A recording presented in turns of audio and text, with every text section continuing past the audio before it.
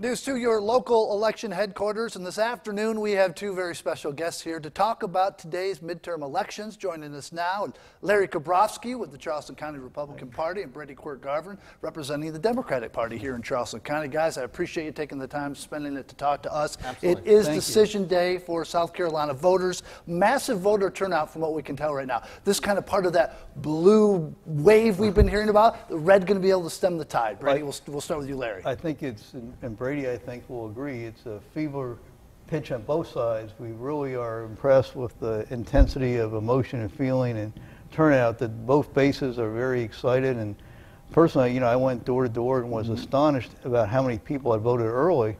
But today, it's just a huge turnout. I think it bodes well for participatory government. For both parties. I was going to say, for both parties, I think it's good, and I think what we're seeing is people are paying more attention now. They're more engaged, and I think also part of what's driving that, at least in Charleston County, is that there's this very competitive congressional district, and so people are seeing a lot of ads, they're getting a lot of mail, they're just much more tuned into it this year. Yeah, this Joe Cunningham versus Katie Arrington, really neck and neck for all intents and purposes. Like you said, a year ago, I'll tell you that, and probably wouldn't be believing it. GOP has held this seat since the 1980s. The fact that it's so close, what's that say to you? Well, I think what it says is that the demographics of this district are changing, but also Joe Cunningham's the right fit for this district. You know, Katie Arrington's message is really divisive and really tied to a national Trump agenda, and what Joe Cunningham's talked about is local issues, and that resonates with people. Last night there was an election eve rally with Joe Cunningham, and he said, you know, today we're tied, tomorrow you break the tie. And I think he realizes,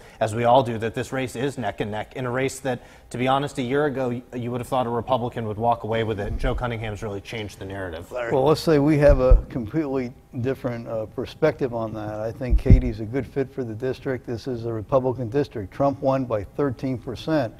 No Republican really believes that Joe Cunningham would serve as a nonpartisan person. He'd be with the Democrats, and from our perspective, he would make the majority party. A vote for him would put all the Democratic Socialists and everything that we fight would be in a majority, affect our lives, that we're glad that they're not.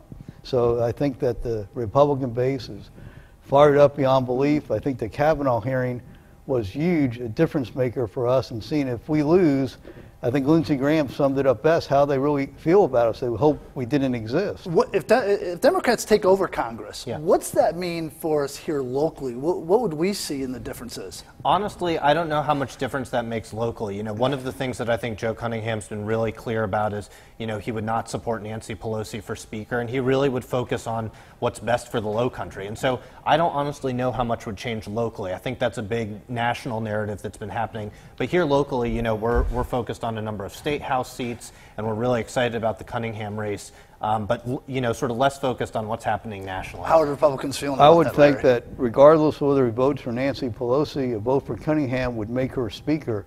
But I also like to say one thing, that there's not just the Cunningham Katie election, and I'm the Republican chairman, but there's two races I want to give a shout out to. There's two elections that should not be partisan. It's the Register of Deeds and the probate office, Condon and Hartnett.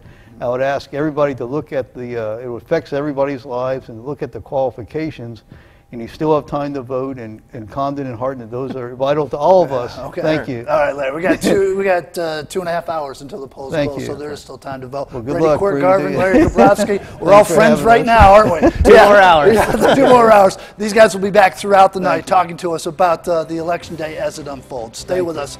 We are coming right back.